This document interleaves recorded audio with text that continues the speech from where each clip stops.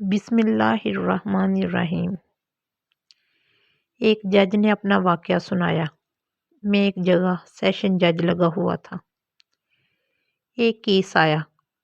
ایک ملزم میرے سامنے پیش کیا گیا جس پر قتل کا الزام تھا۔ سارے ثبوت اس کے خلاف تھے، مگر وہ تھا بہت معصوم شکل اور روتا اور چیختا بھی تھا کہ میں نے یہ قتل نہیں کیا۔ اس کی معصومیت سے یہ پتہ چلتا تھا کہ اس نے قتل نہیں کیا، لیکن ثبوت یہ بتاتے تھے کہ اس نے قتل کیا ہے۔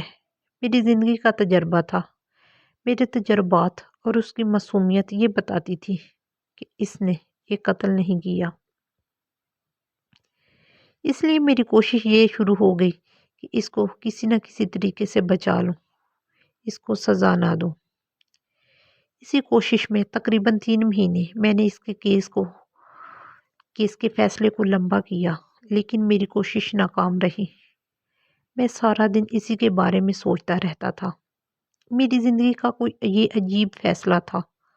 آخرکار میں نے اس کو سزائے موت لکھ دی۔ دوسرے دن اس کو سزائے موت ہونی تھی۔ میں اس کے پاس گیا اور پوچھا کہ سچ سچ بتاؤ، تم نے قتل کیا ہے؟ کہنے لگا، جج صاحب، میں سچ کہتا ہوں، میں نے قتل نہیں کیا۔ میں نے کہا، تم نے کون سا ایسا جرم کیا ہے جس کی تمہیں یہ سزا مل رہی ہے؟ تو وہ مجرم کچھ دیر سوچنے کے بعد کہنے لگا، جج صاحب، میں نے ایک گناہ کیا ہے، مجھے یاد آ گیا ہے، اور وہ یہ ہے کہ میں نے ایک کتیا کو بڑی بے دردی سے مارا تھا اور وہ مر گئی تھی۔ بس وہ قتل میں نے کیا ہے۔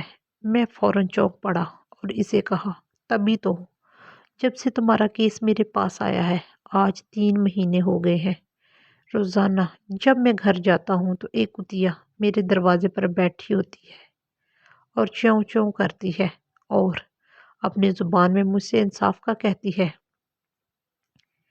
جج صاحب نے بتایا کہ دوسرے دن اس شخص کو پھانسی ہو گئی، اور مجھے سبق ملا، وہ یہ کہ اللہ کی مخلوق پر ظلم کرنے والے کو اللہ ضرور سزا دیتا ہے۔ اس کے گھر میں دیر ہے اندیر نہیں۔ ہماری نظر میں جو مخلوق حقیر اور نجس ہے، لیکن بنانے والے کو وہ مخلوق کتنی پیاری ہوگی، آپ اس کہانی سے اندازہ لگا لیجئے۔